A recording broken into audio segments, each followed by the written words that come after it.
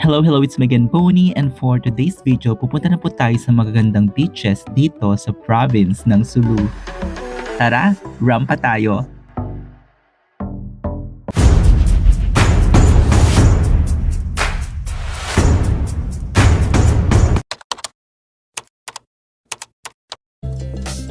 So yun mga misis, papunta na po kami sa mga beaches dito sa province ng Sulu. So meron silang Mang Sali tsaka Tando Beach.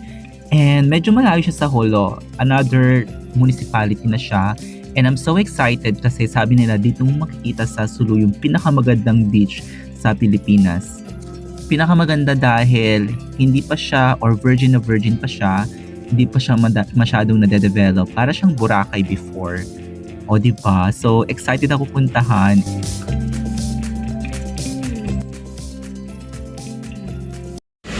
Ay, mga prutas ang lalaki. Anong mangga yan? Bauno? White yung loob niya. Ah, okay. Matamis? So ayun mga misis, parang aabutin ng 1 hour yung travel time from Holo to Municipality of Parang. And along the way, makikita mo yung buhay nila dito sa Sulu. Makikita mo yung mga bahay-bahay sa dagat, sa tabi ng dagat. And napakasimple lang ng buhay nila dito. By the way, very welcoming yung mga Muslim, lalo na ako kasi transgender tayo. And hindi naman sila nang discriminate. And ang babait na mga lokal.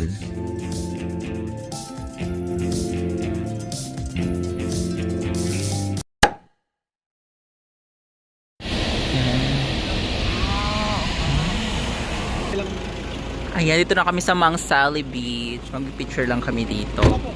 Ito yung parang Maldives. Diba? Ito na ang first sa Mang Sali Beach. Ang ganda. Virgin na virgin.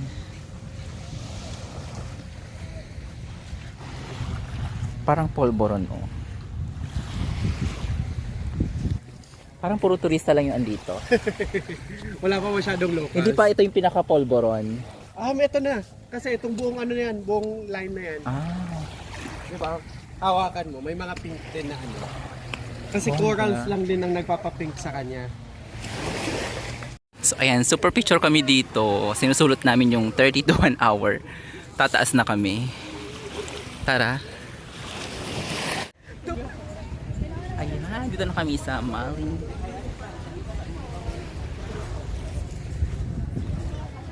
So ayan, ito po yung parang pa-Maldives dito sa Sulu. Aura-aura lang kami dito. Pak. Modeling. Pak. O diba? So, dress lang ang labanan dito kasi bawal mag two-piece. Kota na?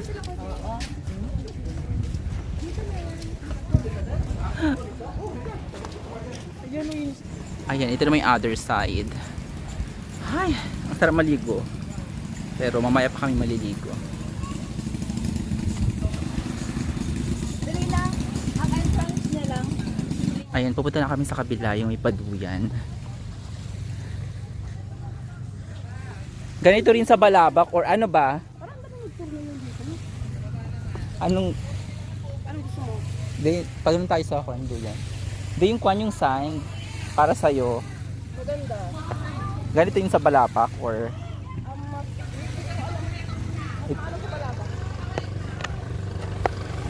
ayan, pupunta na kami sa duyan. Napaka-virgin ng sun ito.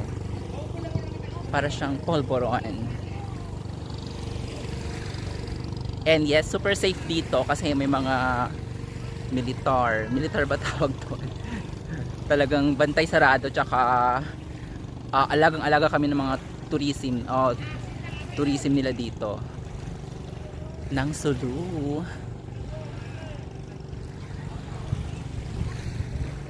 Ganda. Bawal kasi mag swimsuit kaya dress ang labanan na.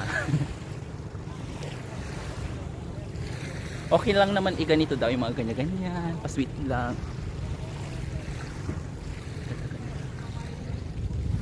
Isa pa. Ayun, ang ganda ng angulo dito, oh. Ganyan lang mamasin. Duyan ka lang. Virgin na virgin. Gusto mo picturean? Hindi ako Oh, meron na. merong akong katandem.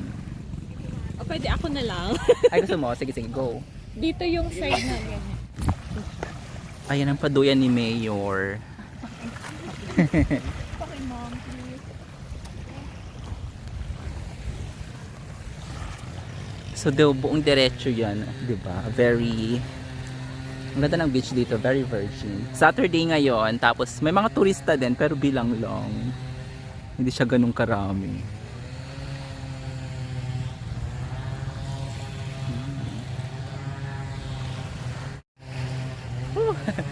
Pulas na tayo sa pawis. Ano ba? O, di ba? 1, 2, Mr. Davao City.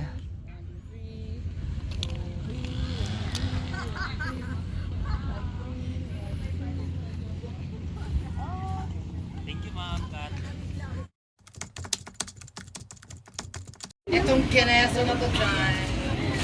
Ang ganda. Kasi mag-picture tayo sa maliligo. Ang presentation mo dala ko. Andyan na kasi bambu. Hindi ko alam. Ito na po yung Tando Beach.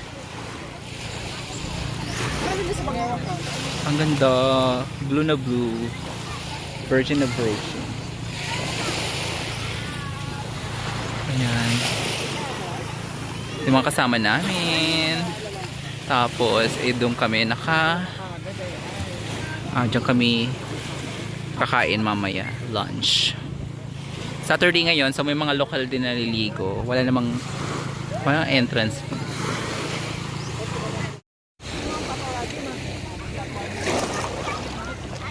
Ganda-ganda. Virgin na virgin. Maligo.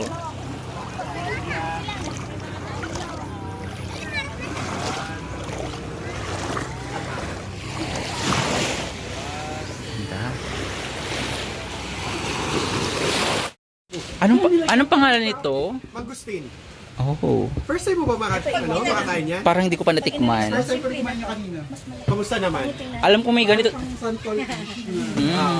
Ito yung lansones ng suluang lalaki. Oh. Ang sarap niya. Ay, may langgam. Or gusto mo dun sa unahan itong ribbon. O, diba? Doon. Ito naman, durian or langka. Marang. Ay, ano yun? Parang kapatid. Hindi siya kapatid. Kapatid siya ng ng Durian. jackfruit. Di pa naman tayo kakain. Di ba? Maliligo muna. Sure, ligo muna kayo. Mag-prepare din kami ng pagkain. Ayan, 50 pesos lang to, mura.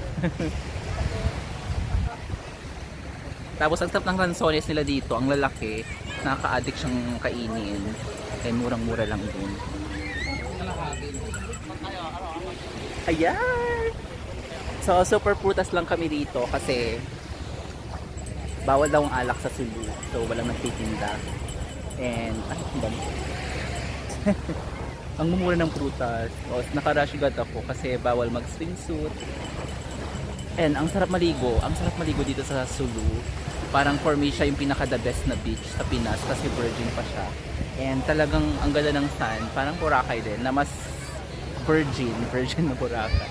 Amisis, ito po yung mga lansones nila. Ang laki-laki. Ang sarap. So ayan, ito lang yung lansones na may tangkay. Pero ang dami na isang naka-plastic. So, nagpe-prepare na sila ng food namin. Ang sarap maligo. And later, magtutour kami naman sa town after ng beach. And kotang-kota ako dito sa Sulu. And mamayang gabi, babalik na kami ng Zamboanga. So, hindi kami mag-overnight dito. So, ayan mga misis. Dito naman sa kabilang side, may mga pabuko. Ang mura ng buko pala nila dito, 25 pesos lang. So, umorder kami. Nakakaloka! Sa Boracay, 200. Tapos, ito, may mga pa-view din sa gilid. Yung mga may colorful na cottage siguro to. Tapos, may patulay doon. Nakita ko na yung tulay na yan sa mga post sa DIY Travel Philippines. Ayan, yung mga pa-colorful na cottage.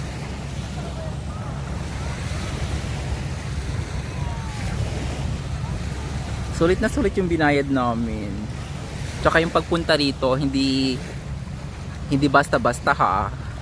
Umabot din ng 10 hours yung travel time namin sa barko. And yung pagtulog doon, pahirapan kasi hindi komportable.